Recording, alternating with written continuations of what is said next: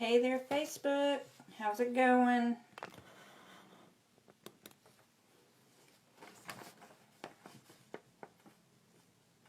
I want you to look at this mess. Goodness sakes.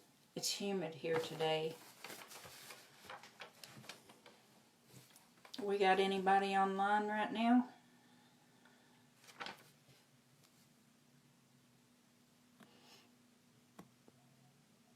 Hey, Logan.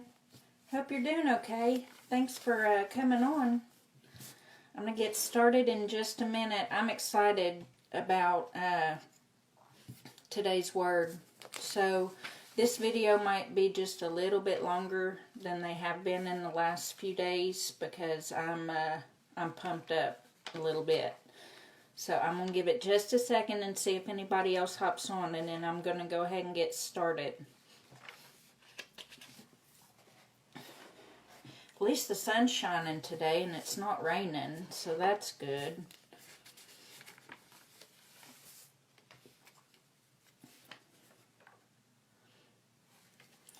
Let's see here. Alright, well, I'm going to go ahead and get started, and anyone else can catch it on the replay. I don't know why my phone doesn't tell me who all's on, but that's okay. We talked about drive on day 7. And on day 8, we talked about goals. Day 10, we talked about purpose. And yesterday, we talked about clarity. So why am I bringing all of that up? It's because they all come together to help you find today's word, which is passion. So what does passion mean? According to the Merriam-Webster dictionary, it means intense, driving, or overmastering feeling or conviction. A strong feeling of enthusiasm or excitement for something or about doing something. So I wanted to look up because it means several different things. So I also checked the Urban Dictionary, and it takes a slightly different approach in its definition. It defines passion as when you put more energy into something than is required to do it. It's more than just enthusiasm or excitement. Passion is ambition that is materialized into action, to put as much heart, mind, body, and soul into something as is possible. And I like that definition better because it really captures what I picture when I think about the word passion. So what are you passionate about? Is there something in your life that you put everything into doing? Something that you find yourself wanting to totally commit to and that makes you extremely happy when you do. Maybe it's your job or a hobby, a sport, or some sort of skill that you have. If not, if you don't know what your passion is and you're willing to do a little work and some soul searching, you can figure out what it is. When I Googled, how do you find your passion in life, I got over 1 billion results. So if you don't like the links that I'm going to refer to, you can just Google that phrase yourself and keep reading until you find something you can relate to and that makes sense for your life. But 1 billion results. So if you don't know what your passion is in life, you are not the only one. But that's okay. The first reference that I'm going to use is Oprah.com. And it's an article written by Marie Forleo entitled The Secret to Finding Your Passion. Hint, it's not what you think. So her take on the subject is that you can't find your passion by thinking about it, because it comes from your heart and not your head. You can only find it by taking action. She states that clarity, which we talked about clarity yesterday, comes from engagement, not thought. So actually doing something. She lists 4 steps to find your passion. The first one is love everything you do. If you don't love it, stop doing it. And I will link this in the comments so that you can go in. I'm just paraphrasing here. So you can actually go in and read the whole article if you want to. The second one is look at your book collection, magazines, DVDs, CDs, and credit card statements. Do you notice any themes? What are you constantly spending time, money, and energy on? And if you look at those things, you will find a pattern, more than likely. The third one, what do you love to talk about, learn about, and or teach others? She suggests if you're having trouble answering that or coming up with ideas, to ask your close family members and friends, the ones that are honest and who will tell you the truth. Ask them what you never seem to shut up about. They'll tell you, if they're honest, that's probably one of your passions. And her fourth suggestion is to quit talking and start doing. Take consistent passion-based action every day. Engage in an activity you love. So, for example, I'm going to use my daughter here, my baby. She's my last child, my third child. She absolutely loves music, and she's been working on different programs, learning animation. She wants to animate and make movies and stuff as a career and to run a YouTube channel. And she already has one. She is constantly making YouTube videos. And she's getting pretty close to 16,000 subscribers.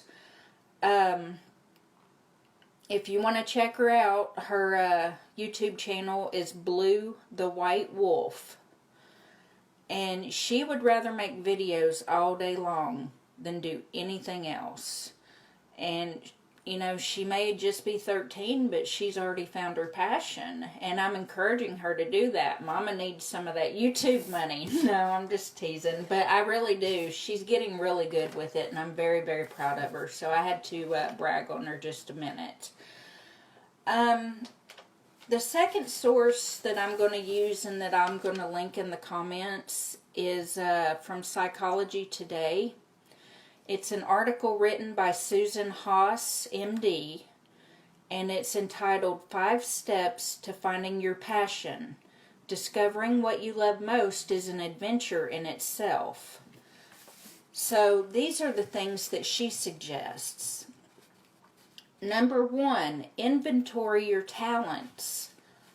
Don't focus on what you're good at but don't like to do, but rather focus on the things that you enjoy doing or that people have complimented you on, even if you don't think you're good at it. So if you're getting compliments constantly from someone, you did a great job with that and that looks awesome or whatever it is, even if you don't think that you did all that well, take that and run with it, because those people are obviously seeing something that you don't. Don't worry if it isn't practical or common. If everyone did the same cookie cutter things all the time, life would be extremely boring. So look at your talents and see what you like to do. Number 2, pay attention to who makes you annoyed or jealous. Now this was an interesting suggestion to me, but the way that she explains it, it makes sense. Are certain people's lifestyles annoying? Are they constantly traveling or doing things that you find frivolous or irresponsible? Maybe you find them frivolous and irresponsible because you secretly wish that you didn't have quite so many responsibilities and could live your life the way that they do. So that's something that you need to examine a little bit. If you're jealous of someone else, figure out why. And maybe that's going to be one of your passions, doing something that they do. So the next one is, think of what you loved to do as a child.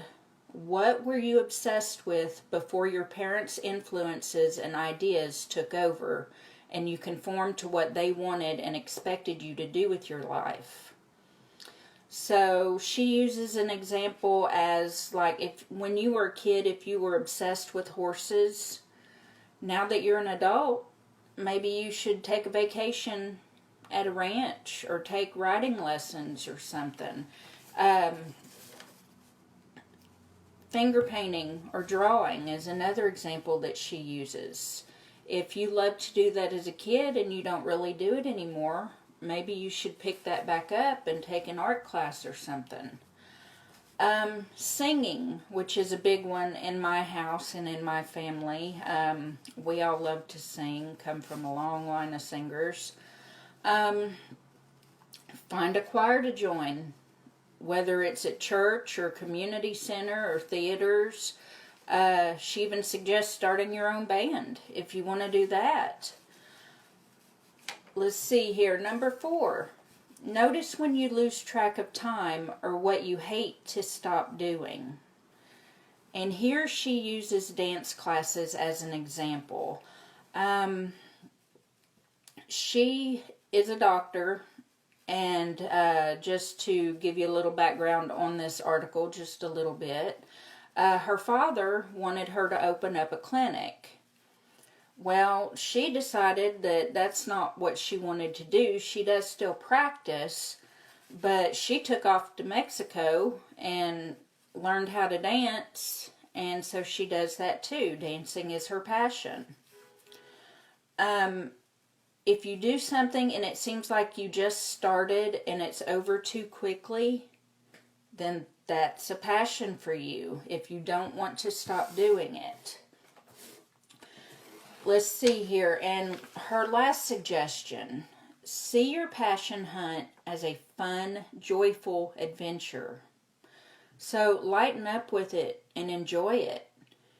If you turn your hunt into a chore, instead of keeping it light and treating it like a learning experience, you're going to get bored with it. The whole point is to find something you love and want to spend time doing, not to add another task to our ever-growing list.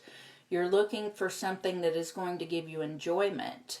So don't turn it into a job. Don't put that pressure on yourself. I have to find my passion.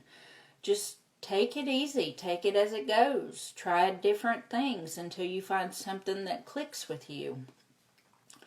So I hope I've said something today that's inspired you to start looking for your passion if you don't already know what it is. Life doesn't always have to be tedious and stressful. It can also be fun and extremely rewarding if we take the time to look for those things. Your life is what you make of it. And we only get one. So find your passion and run with it. I want to thank everyone for watching tonight. Those links will be in the comments. And like I said, if you don't relate to these suggestions that I've used today, I got over 1 billion Google hits. Just start clicking and reading until you find something that you can relate to, and then start putting that into practice in your life. Remember, you're a role model to someone you know, so be a good one. Thanks again for watching, and I hope everyone has a great night. I'll see you all tomorrow.